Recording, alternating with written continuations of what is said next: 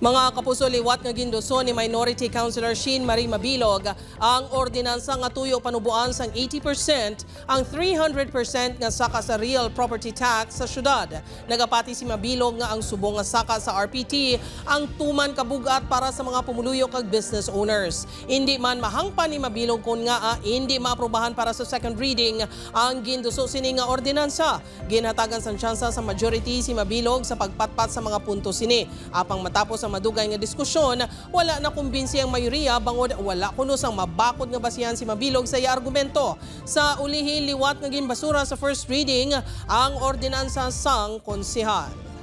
May araman kita sang ginapasal nga special permits respectfully for example, for sabong, for temporary road closures para sa fiesta. Pero mere fact nga gusto yan ay about RPT, taxing our people out, hindi sagid pag ipapasugtan for second reading. If the point of the gentleman is to say that ginapolitika rin diba siya muna nga hindi pag-second.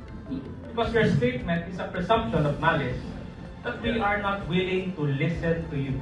Precisely, we have suspended the House rules in order to afford you the opportunity to convince us.